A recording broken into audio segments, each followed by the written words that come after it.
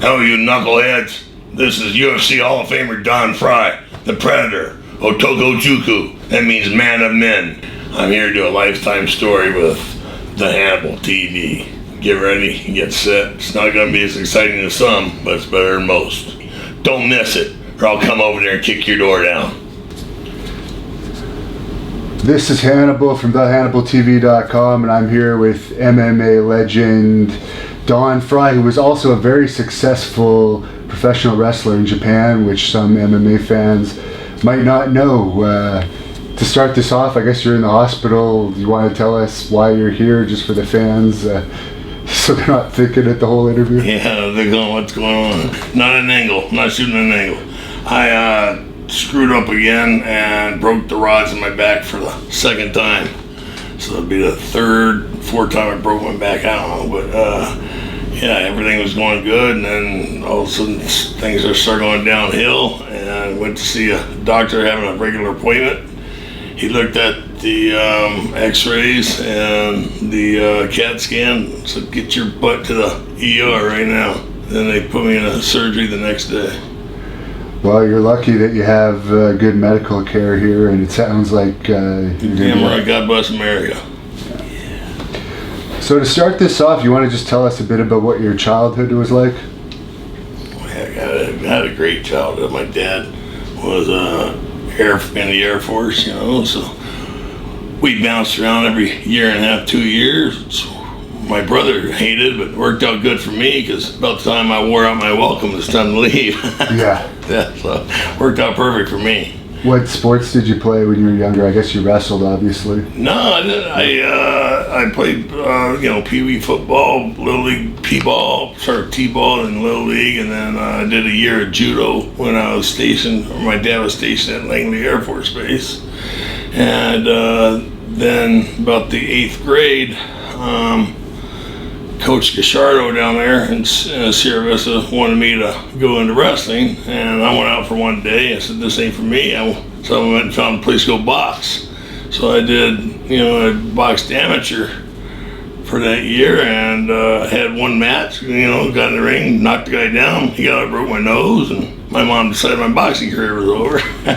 So I went back to football, and the next year, Jerry Peckinpah, he got me into wrestling. And then that moved me up to, I got lucky and pinned everybody in the first round, so they moved me up to varsity, halfway through the season with Coach Manny Martinez. So then I got real lucky and, placed a few times in the national tournaments, Greco and freestyle. And then I got really lucky and got a scholarship at ASU in front of Bobby Douglas. Right, and Dan Severin, I guess, was one of the assistant coaches there at the time. I've actually wrestled him a few times, and we've interviewed him. What do you think of Dan Severin? I love Dan Severin. Dan, because of you, all of this has happened to me. Thank you, Dan. My neck got broke, my back got broke 4 times, my shoulders have been broken. My hand twice. How is he still walking around fine is what I want to know. Dan, he's something else, isn't he? He's amazing. He's amazing. I know that Bobby Douglas called me a medical phenomenon because I got in a bad wreck, and then made a comeback. And I'm back in college. And but man, Dan is he's a freak of nature. Goddamn, he's 57, and he's still out there, has had too many surgeries, Yeah, he might even be closer to 60. Yeah. But he looks younger. He looks fantastic, yeah. And why did you transfer from Arizona State to Oklahoma State? I had a bad accident, I'm glad, Coach Douglas, I am so sorry. I've lied to you for 20 years, sir. Here's the truth. I told him I got hit by a car riding my bicycle, when all the truth is, me and myself and Rod Severin and a couple other guys, Rod's Dan's little brother, we were out drinking and riding those 3-wheelers. And we were hitting it pretty hard, doing the jumps and all this.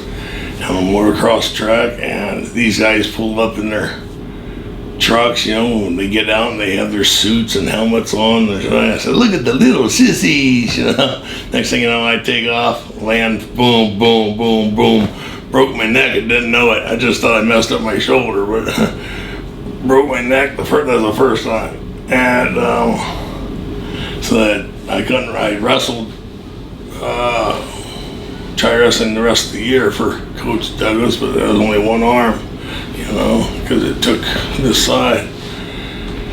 And then they put me on a medical scholarship because I couldn't compete anymore. And I rehabbed it really hard the next year. I believe that was the Christmas season of 86, 87. And then I rehabbed it and came back in 88. And I won the Southwestern Regional United States Olympic Trials in Las Vegas in both Greco and freestyle.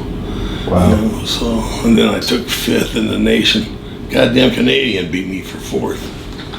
Who was the Canadian? I don't know. I don't remember. I don't want to. But yeah, I'm sorry, Coach Douglas. I've been lying to you for 20 years, sir. I'm sorry. Please forgive me. Did you have any contact with Randy Couture in that time? Well, only when I went to Ogie State, yeah. Okay. He was the 190 pounder, I was the heavy, and I was, you know, light heavy.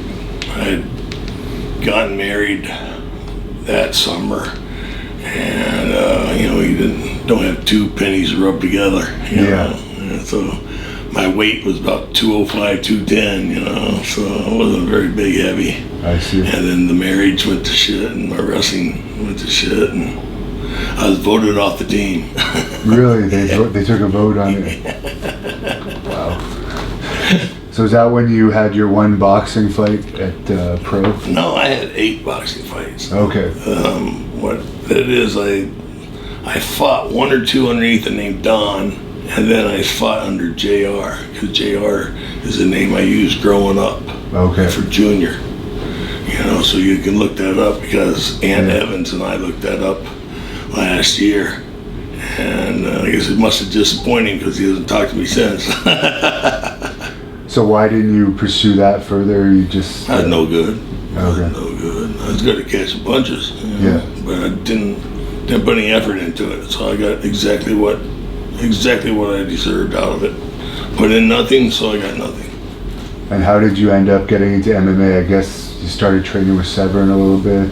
Well, hell, I got out of fighting, and I did some bartending. I did some construction work, and then I worked for a guy named Tony Newfang.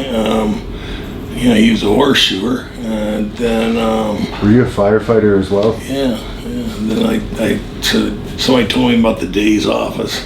You know, you work 10 days a month, so that's the job for me. Yeah. So I picked up the phone, called every town in Arizona. Nobody's hiring, so I called up Santa Fe, New Mexico, and they were hiring, so I went up there, tested, got hired. In the interview, they said, you know, you make this much a year, that breaks down this much a month, breaks down this much, they breaks down to about $4 an hour. What do you feel about that? And I'm thinking, these guys are lying to me. This is the capital, you know, the capital city of a state. They can't pay $4 an hour. Right. I said, oh, that's no problem. I want to be a firefighter. I won't do it. So they hired me, and then, you know, we went through the academy, you know, and all that, and got my first paycheck. It was $4 an hour.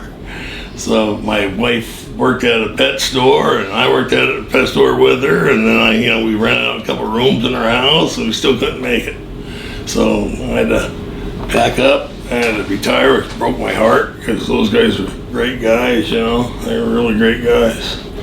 Yeah, because it's on the internet, which is, I guess you've cleared this up now, that it said that you had to quit firefighting because of the controversy when UFC first came. Oh, that was in Bisbee, yeah. Okay. We're still about a year or two away from that. Oh, okay. So so I took the wife back to Arizona, Hereford, Arizona, dropped her off at my parents' house, and I went off to Oklahoma horseshoeing school for 12 weeks. They came back, and I did an apprenticeship with a guy named Ty Basinger, best horseshoer I've ever seen in my life, man, just a magician. And well, I was starting my business working for him. I was working at a psych facility, and then I was a reserve at the Frye Fire Department, no relation, and did that for a couple of years, and then finally a position opened up with Bisbee. So Tyler got tired of watching me lag on the job, so he fired my ass, and I got hired on with Bisbee, and I quit Frye, and so I only had 2 jobs, my own horseshoeing business and Bisbee. And I was good for a few years, and then this UFC thing came along, so what's that? So I went to Dan Severn on there. So I was going through, I started taking up judo because my first divorce was going bad on me. Yeah. So I was firefighting and horseshoeing and doing judo, and then I called up Dan and said, Dan, can you get me in on this? He said, sure. So he got me in. I see. So when you saw it, you thought it was something you'd be good at, obviously. Oh yeah, I mean, I've been punched, I've been wrestled. I mean, there wasn't anything I couldn't do. And your first UFC was the UFC in Puerto Rico, where it was still the tournament format. Any thoughts going into that, having to fight possibly 3 times in a night? Yeah, my ex-wife used to make fun of me. She said, you got these wild-eyed, get-rich-quick schemes. And when I stepped in the ring the first time against that big old Puerto Rican, they closed the door. I go, geez, me and my wild-eyed, get-rich-quick schemes. Here I am, Yeah. But I had the advantage because, when you wrestle for Arizona State and Oklahoma State, you wrestle in front of big crowds, and a lot of those guys froze up. Yeah. A lot of the guys still freeze up. Yeah. They're great in the workout room and the gym, but it's a different story when you got 20 or 30 or 40,000 people out there yelling. Was there air conditioning that night? No, not a bit. Not a bit. It was hot, boy. Hot and humid. A beautiful island. Beautiful island. Yeah, and you took on Gary Goodridge in the final, I think, for that one. Yeah. Any memories of that fight? Oh man, I looked across the ring. I thought, God damn, that guy's big. I just keep moving, Frye. Keep moving, You ended up having 2 more fights against him. He told me that you guys are friends when I interviewed him. Is that true? You still keep in contact with him? Yeah. So I guess at that point, it was around then that you would have stopped firefighting? Or? Yeah, in between 8 and 9, because I asked for time off to train for UFC 9, and Jackie Ernest is the chief, God bless him. A good guy. He's solid for the guys, and I need the time off, and he went to the city manager, and that guy was up McCain's ass, trying to get points. Yeah. So he said, no, we can't pay the overtime, blah, blah, blah, it's just, he'll have to make a choice, So, but Jackie went to bat for me, Is it true that they wouldn't allow you to train at your high school too? No, that was Bisbee High School I couldn't train at. Oh, okay, a different one. Yeah, not my high school was Buena High School. Okay. But Bisbee wasn't let me because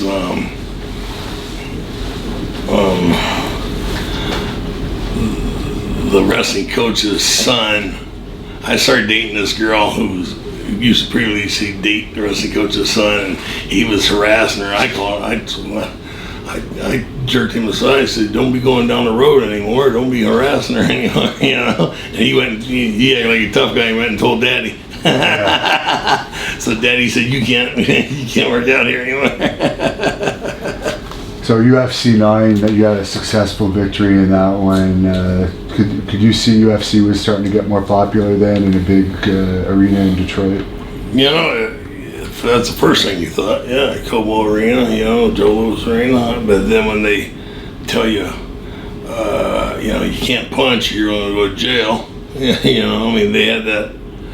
They were in court all week long in Puerto Rico for 8. And they were in court all week long for 9. And then, John McCarthy comes in the locker room and says, look, guys, the cops are watching us. politicians are watching us. If you do this, you know, you're gonna be fine. You know, you can't do this. You can't hit. You can't with a closed fist. You can't do this." So I says, "What? Are you crazy? What do you mean you can't?" And he says, "Or you'll be fined sometime, some amount, somewhere." So, okay. I see. And then, of course, you had your first match with Mark Coleman after that, I guess.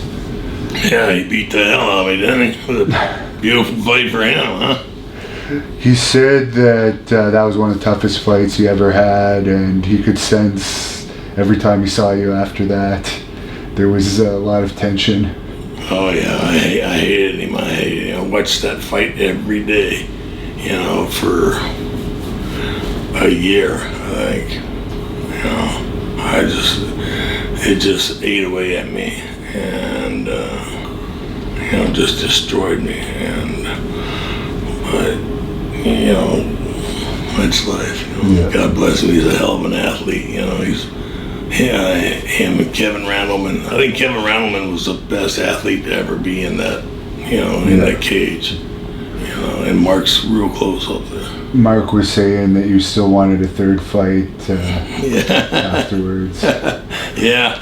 Well, what happened that second fight is I was having marriage problems, and he was having marriage problems, and he had 2 daughters, and I had 2 daughters, and there's a lot of similarities, so I put myself in his shoes, and that's where you go wrong. When you can't humanize your opponent. Right. When you do that, you lose. That's true. And you won the UFC in Japan as well. Yeah. Any memories of going over there for the first time? That was really neat. I went over there back in 84 or 83 or 84 with the high school wrestling team. Oh, really? Yeah, Interesting. Cultural exchange team, playing 83. And that was but going back there, you know, it was completely different. 10 years later, it was really neat. I really enjoyed Japan. I love Japan.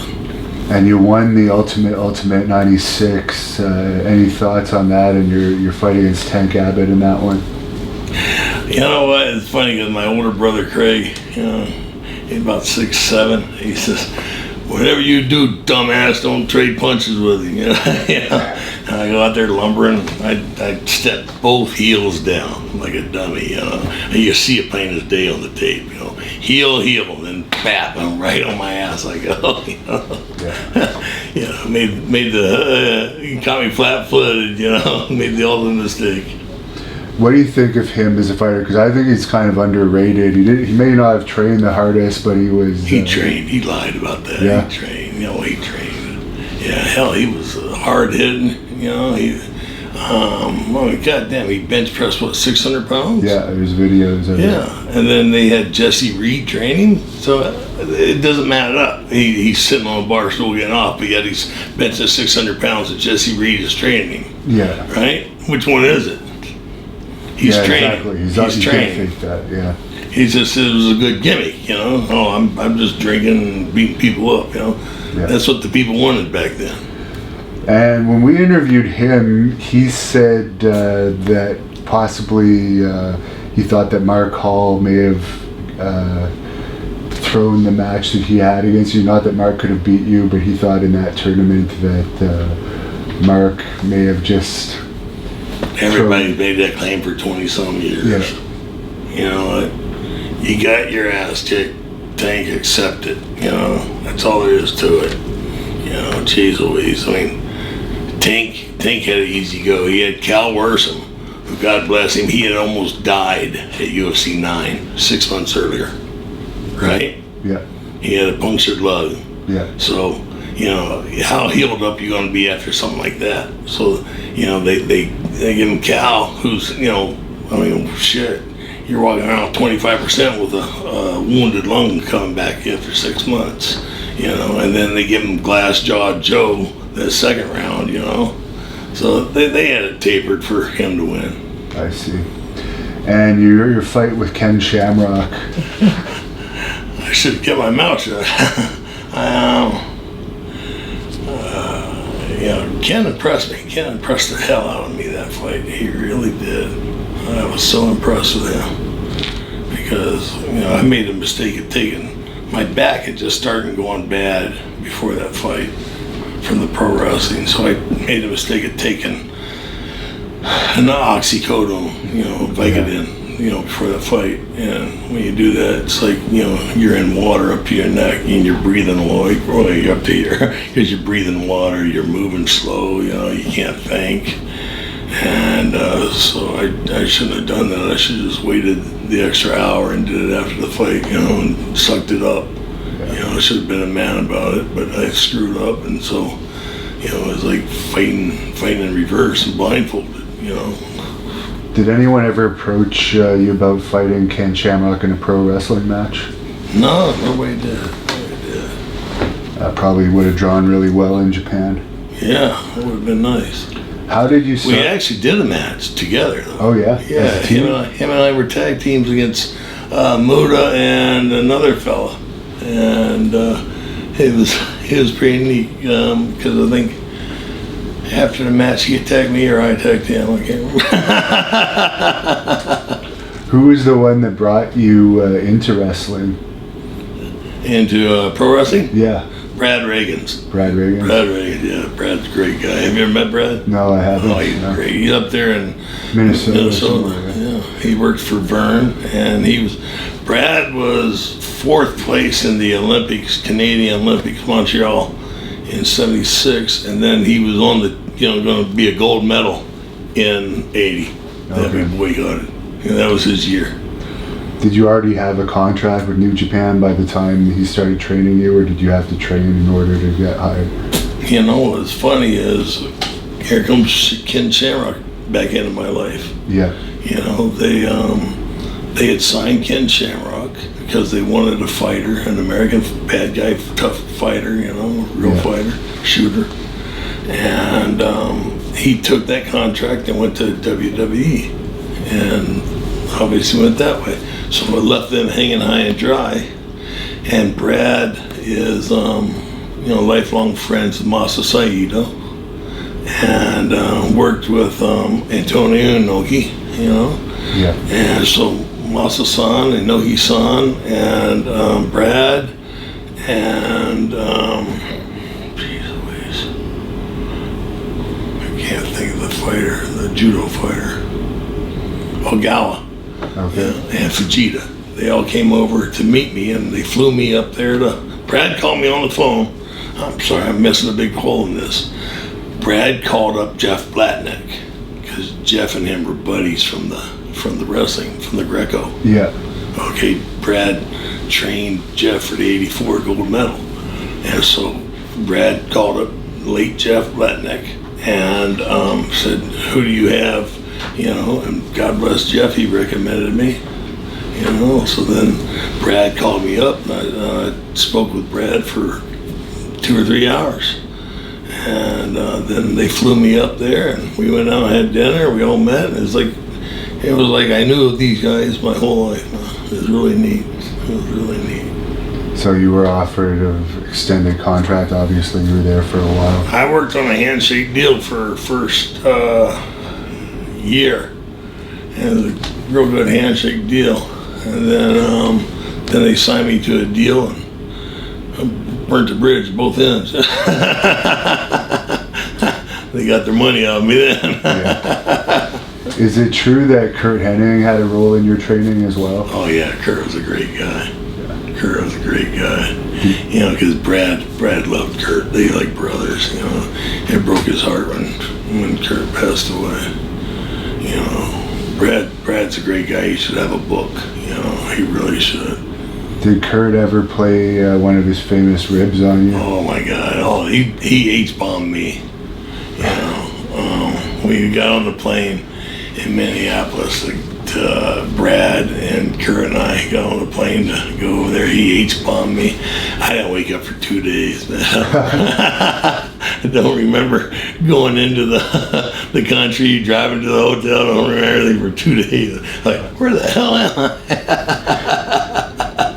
Did he ever grapple or shoot wrestle with you at all? Because I know he had a bit of an amateur background. Oh, he'd get in there, play around, yeah. But then he'd fake an injury, for the old Kurt Hennig, You fought Antonio Inoki in his retirement match, which was pretty huge. What did you think about that match? That was amazing. That was amazing. You know, the Takayama-san fight and the Inoki-san fight, the two biggest events, you know, outside my $2 being born. You know, they just amazing event. You know, they had, you know, it was an event, big giant production, and they had Ali there up on lighting the torch like he did at the '96 Olympics. You know, Yeah. pretty neat. How did you like being a heel? Because in MMA you were usually the baby face. Yeah, I enjoyed it, you know, because in high school wrestling, I got booed a few times, you know, at other schools, and in college, when I was with Okie State and we went up and wrestled Nebraska, you know, I wrestled heavy, and then by that time all the fans were on the floor, you know, they left their seats on the floor, and we'd go out, you know, off the mat, and everybody was kicking me. I enjoyed it a lot. That's hilarious. And you fought the great Muda a couple of times, who's a big star over there. Any thoughts on him?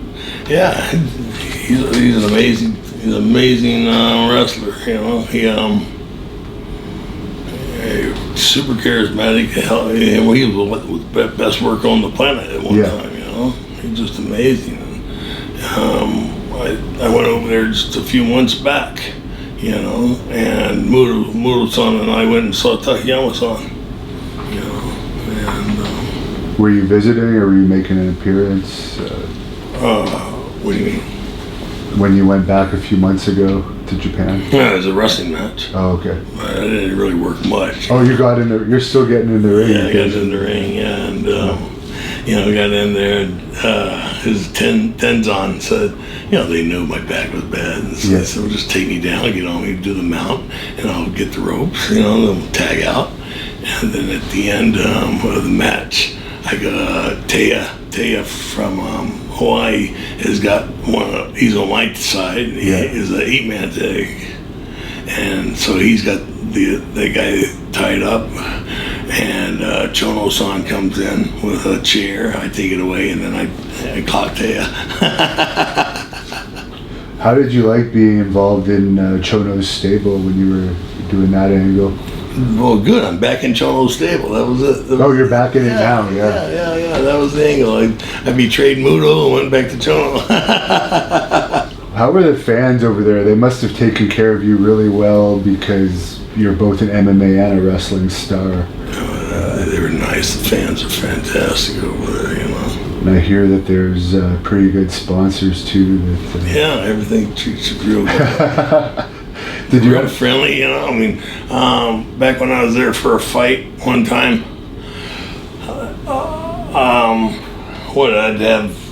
I took 5 or 6 guys, right? You and Steve and a couple of training partners, you know, and about 5 guys. And we were having dinner at the Sizzler, and some gal, you know, in her 50s just walks up and grabs the bill, you know, and buys our dinner. Hey, what are you doing? She said, "Oh, this is me." You know, well, thank you. You know, it's amazing. You were single for some of the times when you were wrestling in Japan, right? No. No, you always had a wife? No, I always had a wife, yeah. Okay. Why? Where are you going with this? I was just wondering, just because of the females over there. No, everybody. I was a heel to everybody. They were all scared of me, even the women. Oh, they took it that seriously? Huh? They took it that seriously? Yeah. They were scared to death of me, which is okay. That way you don't have to worry about it, you know. Not tempted. What do you think about Bob Sapp, who also wrestled a little bit over there? I love Bob. I think Bob's a great guy, you know. I think he's fantastic, and God bless him. You know, like Maurice Smith said, he'd never seen anybody who can't fight make so much money fighting. The last fight I saw, man, there's no way it could have been real. I don't know if you saw that against the chubby Asian guy. It's on YouTube. Yeah. It looked, I don't know if your brother saw it, but there was... See Bob's fight? No. Yeah. But just ate breakfast with him all the time. Yeah. No, it was some chubby Asian guy that didn't even look like he worked out against Bob. Yeah. But Bob ended up covering up, and they called the match. But I just couldn't see there's any way that guy could have beaten Bob. Are you kidding me? I'll show it to you after. It's online. It just was a strange. When was this? Recently, like last year. Wow. 'Cause I know Bob called me up about 4 or 5 years ago, and he was all upset because, you know, he like making a world tour, you know, losing, you know. I said, Bob, what do you care? You're getting paid $20,000 a match. It's, you get paid. Nobody else is making any money in this planet right now. You know, we're in a depression, not a recession. You're making money. What do you care what these idiots are saying? Yeah. You know, God bless you. I says, sign me up. I'll go lose for $25,000. Oh, exactly. And why do you think they never put the IWGP World Title on you? Because you were that over in Japan. You know, I wondered that too. I wondered that too. And Masa wanted to. You know, Masa Saida wanted to. God bless him. He went to bat for me so many times. You know, he protected me. But I don't know. Maybe in Japan they go in waves. You know, maybe they like their guys to be on top for as long as possible. Maybe that was it. They wanted a Japanese guy to have the strap. And the famous match you had in MMA at Pride 21. I'm not going to butcher the guy's name. Yoshihiro Takayama-san. Yeah. Thanks. One of the most famous fights ever. Thank you. God bless him, man. He severed his spinal cord a couple years ago. You know, and Muto, like I said, Muto-san and I went and saw him in the hospital.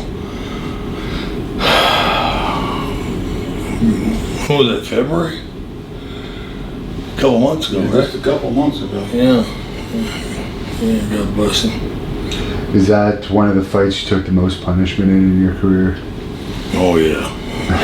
I tell you what, I look like a grapefruit. Yeah, I tell you what, he put the boots to me, man. And for that one kickboxing fight you had against Jerome LeBanner, did they just offer you a lot of money to take that? Because obviously kickboxing is not your specialty. To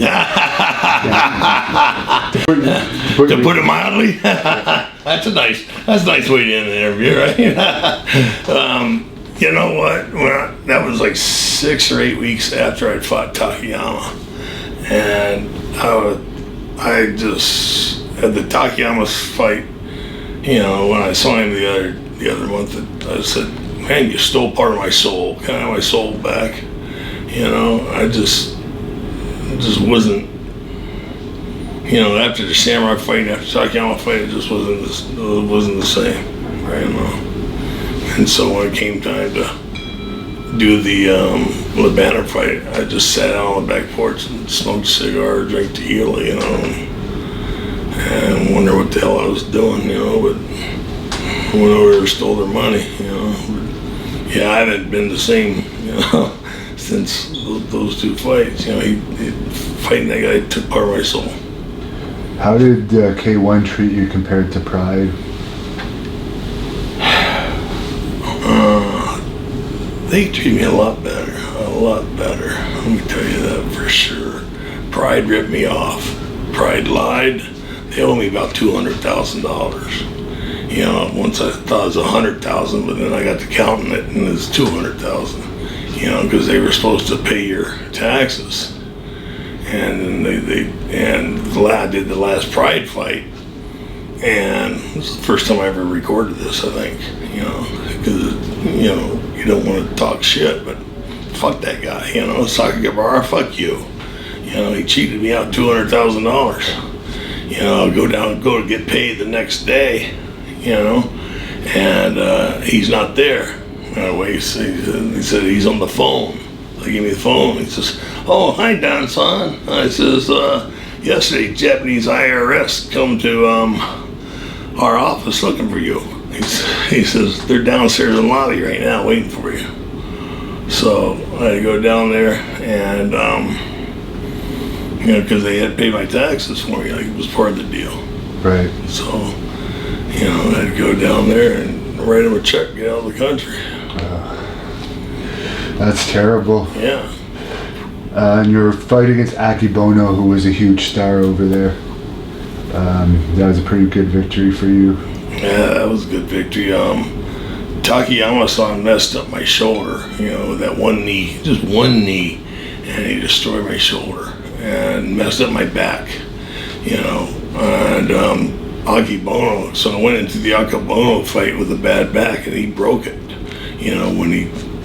those goddamn sumo wrestlers are strong, boy. That's serious shit. Yeah. He put me in the corner, and almost cheese grated me through the ropes. He just, screwed up my back real and broke it, So a couple points, and that's, I didn't even know it. That's when it really got bad, And you had another win over Kim Min-so. Yeah. Who was a big giant over there. Yeah. What was that like, going against a guy that huge? Oh man, that was a tough fight, because I wasn't moving very well, Yeah. And he was a Olympic silver medalist, right, in judo. Yeah. Yeah. He was strong. He knocked out Gary Goodridge too, I think. Oh yeah. Wow.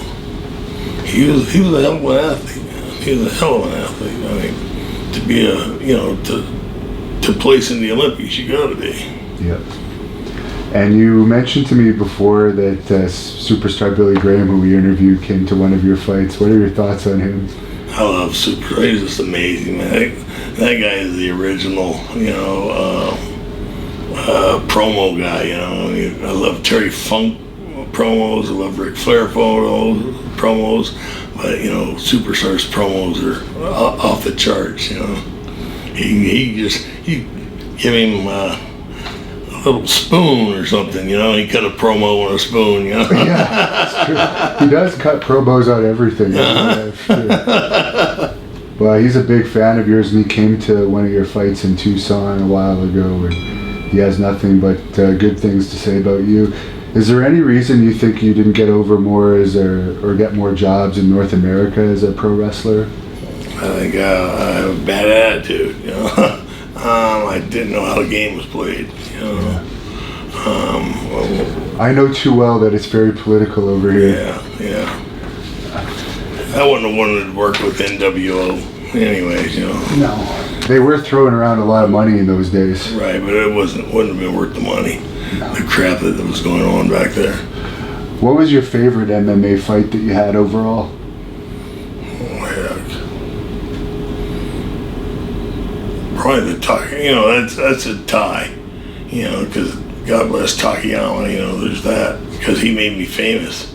Yeah. That's what he told me when I went and saw him. He said, "You made me famous." I said, "What?" He says, "Thank you." He says, "Everywhere I went, all over the world, they would say, 'You're the guy that fought Don Frye.' He says, 'Thank you. You made me famous.' I was like, 'You made me famous.' Everybody always bring you up. But that fight, and then the Amari Batesh fight, in number 9, and then my first fight against Mark. Yeah. When Mark beat the hell out of me, he just made me realize something. I didn't know about myself. God bless him. He turned me into a man that night. Turned me into a man. And you ended up becoming friends out of it too. Yeah, he's a good man.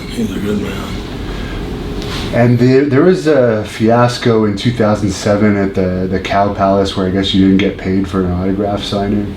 Yeah, I don't know. I was so drunk, pilled up. I don't remember. I was on my back. I was on 5 different narcotics and a bottle of tequila. Is that the same time that you had the fight with the guy from Dog the Bounty? Yeah, that piece of shit. Yeah.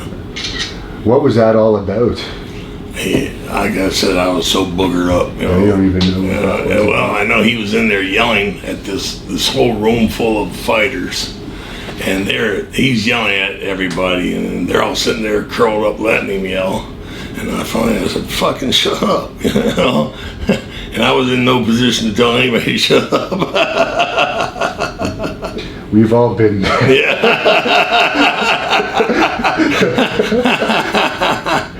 And how did you end up getting into acting? You've been in a lot of movies, including the Godzilla movie.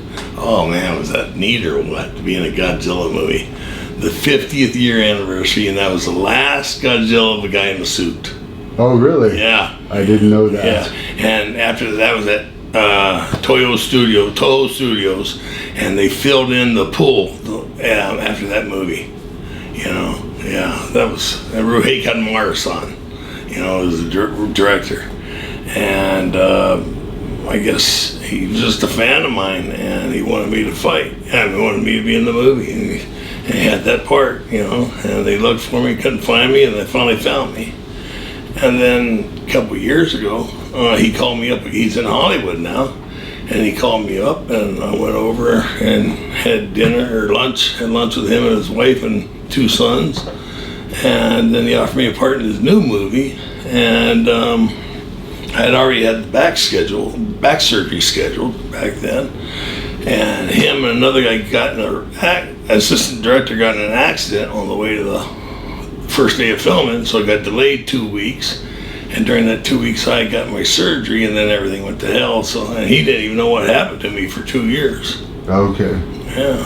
Yeah, you're a hard guy to track down. Yeah. Is there a way, maybe you could say this now, I remember if someone wants to book you for autograph signings or something, is there a public way people can reach you through your Twitter or something? Yeah. What is my Twitter? At Don Frye Fighter or something? I don't know, man. I can't remember. Yeah, so if people tweet to you or message you on Twitter about, I think it's Don Frye Fighter. If there's paid autograph appearances or something. All right. And what was your favorite movie of all the movies that you've been in? Was it the Godzilla one? Or? Oh, the Godzilla, Public Enemies, you know, I got a part in that. It was great, you know, because that was like learning every day. You know, you had Stephen Lang, you had Johnny Depp, and you had Christian Bale, you know, who was the 3 greatest actors on the planet, you know. And then I did a movie with Michael Pare, and watching these guys work, it's just, you know, it's like being in a university every day, man. You're getting paid to train and to see the best. Those are the 4 best guys. And do you still follow MMA? When I remember. You know, I mean, lately I've been kind of tied up with the back. Yeah. You know, so I haven't been able to go out anywhere. So not so much as I used to. Is there anyone out there that you like watching? Obviously, probably heavyweights. Yeah.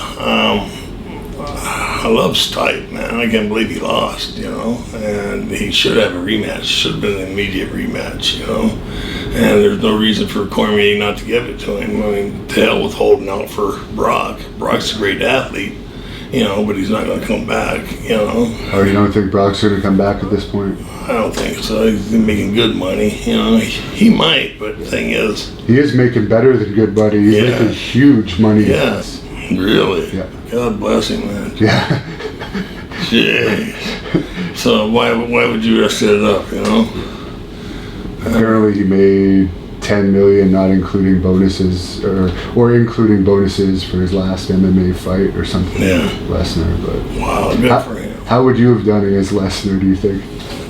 I don't know. You know, it's done something that has been tested. You know, it's something you can't throw around. Who would win, Muhammad Ali or Bruce Lee? You know, I mean, come on, you just can't. You can't judge. You can't say. You don't know until you get him in the ring. It would have been a good pro wrestling match if it had happened maybe 10 years ago, for sure. Right. And what do you think about Conor McGregor and all the craziness he's always getting involved with? I love Conor. I think Conor's great. You know, I just hope he's got a good team of lawyers. You know, you know, because the thing is, this bullshit on the beach where he threw somebody's phone, he should. Why? What gives anybody the right to come stick their phone in your goddamn face? I agree with that as well. You know? Yeah. It's, you know, you're private. You're off the clock. You're off the clock. Yeah. You know, you want to spend time with your family and friends. You can't be invaded. That's a form of assault, man. Yeah, I agree with you on that. And I guess you don't follow professional wrestling anymore? No, I haven't been able to. How'd the match go at WrestleMania? It was a success. I think Kurt Angle retired. I don't even follow it that closely either. I just know they had a big crowd. Brock Lesnar lost his title, which makes some people think that he might be going to UFC. John Cena is only working part-time now. Ronda Rousey. There's someone I should ask you about, Ronda Rousey. She's made the transition well. Good for her, but I think, I love John Cena. I think John's a great guy. I only met him twice, but I think he's a great guy. He's got class. He's got class, and he's making it good in the movies, right? Yeah. So good for him. And Lesnar, if Lesnar decides to come back into the fight, I mean, he's a hell of an athlete, man. Just say what you will about his attitude. He's got a shit attitude. The thing is, he's a great athlete, but I wouldn't give you 2 pennies for a fighter who's not an asshole. You got to be an asshole to be a fighter. Well, yeah, to punch somebody in the face. Yeah, absolutely. Try to knock them unconscious. Absolutely. Yeah. Speaking of which, do you have any tips for fighters out there that are going to be watching this? Keep your chin down, keep your hands up, and get a prenup. get a prenup. How many times have you been married? Just twice. And that'll set me back right away. Do you have kids? Yeah, I got 2 beautiful daughters. 2 beautiful daughters, 18 and 19, or 17, 18, yeah. They didn't want to get into the fighting world, I guess? No, the last 10 years of their life have been pretty miserable. So they, trying to stay away from it. I see. And for pro wrestling, what advice do you have for pro wrestlers watching this? Stay off the drugs. Stretch, do yoga, get massages, do everything natural. Stay away from the damn drugs. What did you think about the Tito Ortiz versus Chuck Liddell fight that happened this year, or last year? Yeah, I didn't see that. I heard it was a good fight, though. Yeah. Ortiz got his win. Yeah. Did you ever have any interactions with Ortiz over the year? I saw Ortiz on the bus last year at the Fight Fest, in Vegas. Him and his wife and 2 sons, very nice family, very beautiful family. Kids are well polite, well behaved, he's outstanding. I was just so impressed. Tito's so intelligent. I mean, he did that Celebrity Apprentice thing. He learned a hell of a lot, obviously, So I was just impressed with the whole family. And what do you think about Dana White? You've had a lot of interactions with him over the years. Dana's Dana. Dana's Dana. I mean, it's like, I guess Vince is Vince, Dana's Dana, and Dana's not going to hold back with what he thinks, about you. And I had a fan question, if you think that your fight with Ken Shamrock was the turning point for both of you guys in your careers. Yeah, I do. I think that put the boots to us. Oh gosh, you scared me. We're going to be done pretty soon here, so I'll just...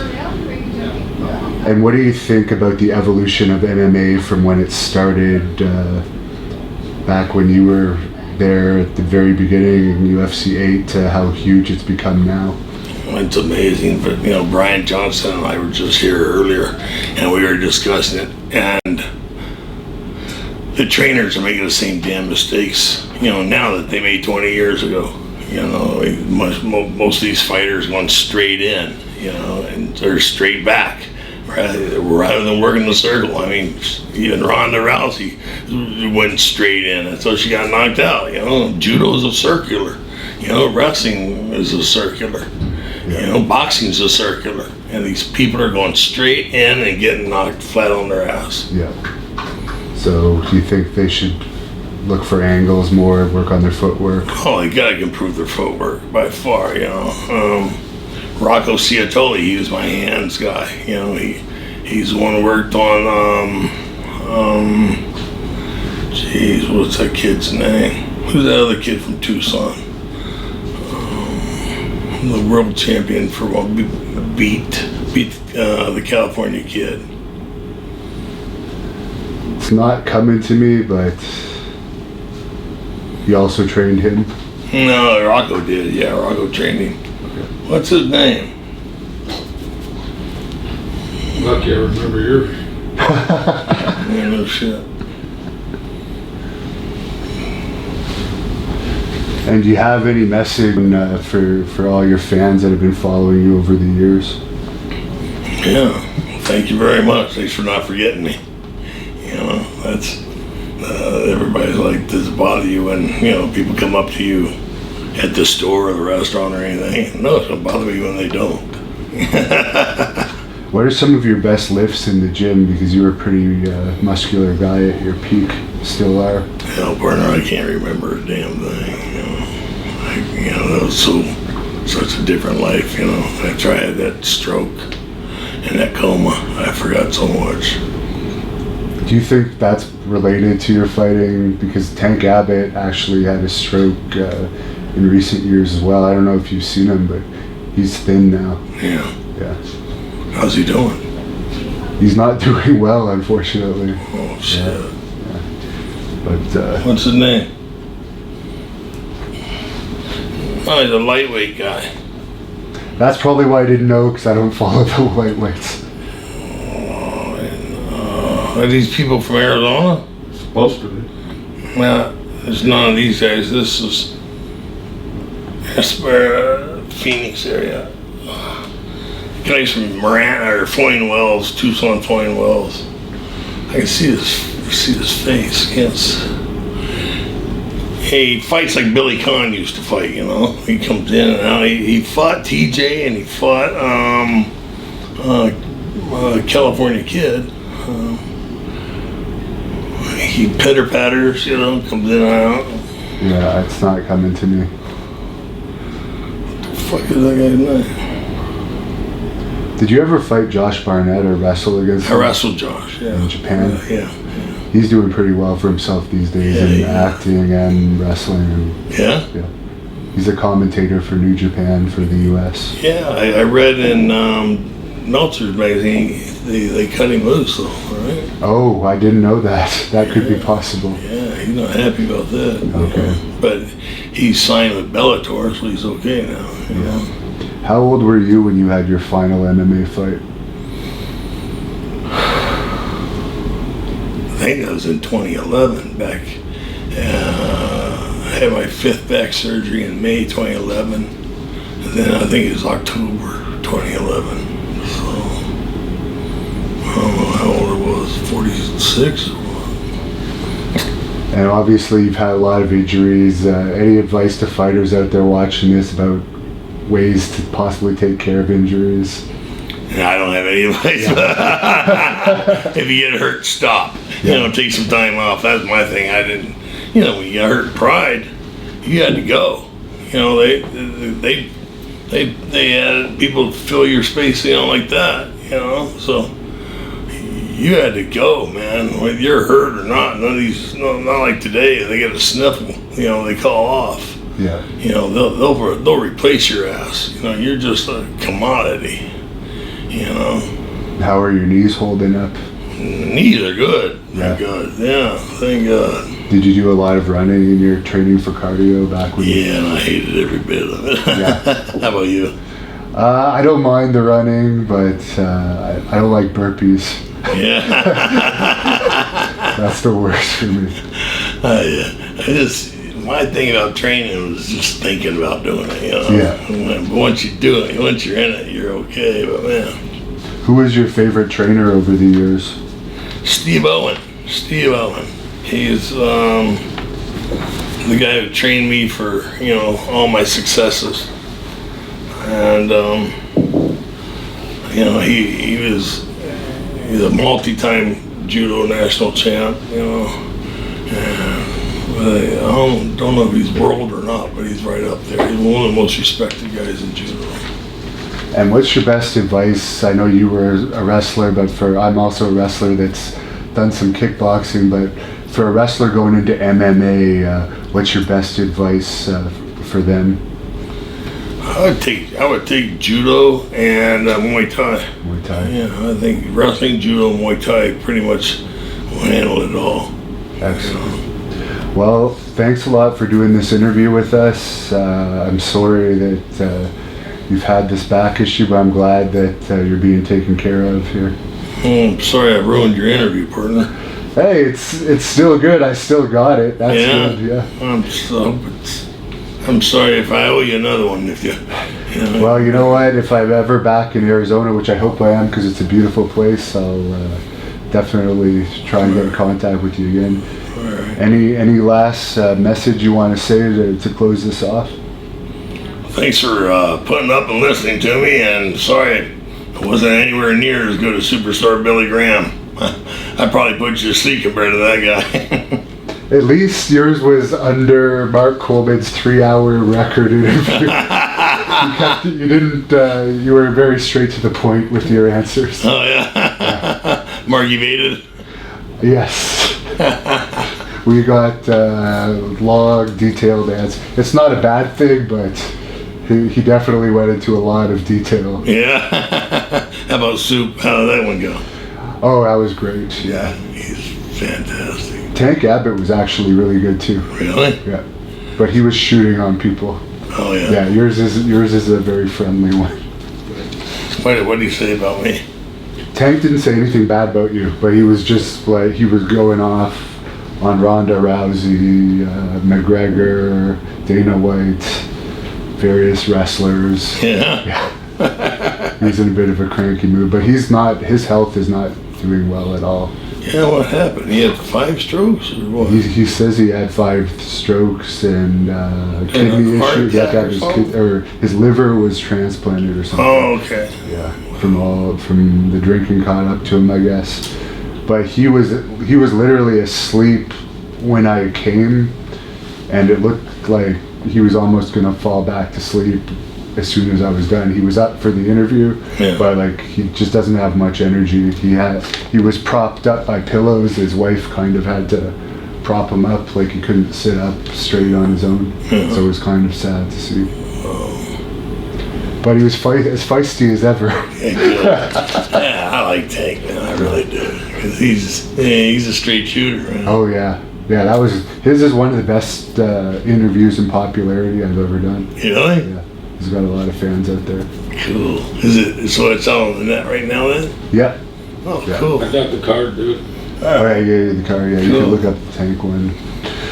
Pretty boring compared to Tank and Superstar. Yours I think is going to do well. People all want to know how you are. When I said that I was going to interview you, everyone was wondering what's happened to you. So I think this is good. I'm still alive, huh? Well, he was basically off the grid for 2 years. Yeah. He showed up at the Hall of Fame stuff, but that was it. Could you tell us about finding out you were going to be put in the UFC Hall of Fame? We were over at Jason Henderson's house smoking cigars and drinking beer, since 2016, and they were making the announcements of who was going to be inducted to the Hall of Fame that year, and they showed first person, and then they showed Dan Severn and I, then they showed another picture of Dan Severn and I walking through the cage. What is wrong with these idiots? Dan Severn's already in the Hall of Fame. Hope these dumbasses ever talk to each other. And then they threw up my name. I was like, holy shit, man. And all the guys spilled their beer, dropped their cigar, and everybody got excited. And Evans called me up right away, laughing his ass off, and because he's the one that put me in. And then Bill Goldberg called, and then my phone just blew up after that, man. It was funny. Are you friends with Bill Goldberg? I haven't talked to him for a couple of years, so I don't know what I did to piss him off. Sorry, Bill. What's he like? Bill's a good guy. Yeah. Bill's a good man, He's a hard-working fool. Whatever he decides, he's like Midas, Whatever he touches turns to gold, man. Yeah. And the induction ceremony itself for the Hall of Fame, that was a good memory for you? Yeah, it was a real good memory. 2016 was a pretty shit year for me, So I think that was one of the only good things that happened to me that year, We did a visit last year to the UFC training center. They gave us a tour. Yeah. So he took pictures of everyone in the Hall of Fame. So we probably We're in have. the stairs. Oh yeah. Yeah. Cool. Yeah, they have it on the stairs when you're going up to train. All the Hall of Famers on the wall. Yeah. Yeah, my daughter got a 2-month internship with the UFC this summer. Because she got a full ride scholarship to Johns Hopkins University. Okay. And she got a 3.85 or 3.90. She's pissed. She says it should be a 4.0. They're not adding up right. But she's hot. But yeah, she applied for writing because she's gonna be an author. Hell of an author. She can write your book and you can make some money off of that. Exactly. That's actually what you should get her on. Oh, I don't know if I said the last 10 years weren't good for the kids, so I don't think it'd be good. You should get someone to write your book though, and then do tours of the autograph conventions because those pay pretty well. Yeah. Well, Ant Evans and I were talking about it, but then he just fell off the grid. Okay. Do you know Ant? No. He's with British fella with the UFC. Okay. Yeah, he's a good guy, but he got fired because he got sick, taking a lot of time off work. They fired him. Typical Hollywood liberals, They want equal rights for everybody, but want to fix their pocketbook. Did you do any normal jobs after MMA, or did you? No, hell no. Yeah. I was so wrecked up, buddy. This is my life's been like for the last 5 years, I think. Since 10, May 2010, May 2011, and 8 and 9 were no good for me. I think I made movies. Well, I made movies all the way into 15. After because after 2011. I moved over to Hollywood for a year or two, probably 2 years, I guess. Got a couple of jobs, and then I kind of went flat, They're not making movies and not filming in Hollywood anymore. Taxes are too high. Oh, you guys stole them. Yeah. We're paying for your health care. Our taxes are extremely high. We're paying for your health care, man. Good. Thanks, brother. Nice meeting you. Nice meeting you, man. Thank you very much. Huge fan. I'm glad. Oh, thank you, man. I'm glad we got to meet.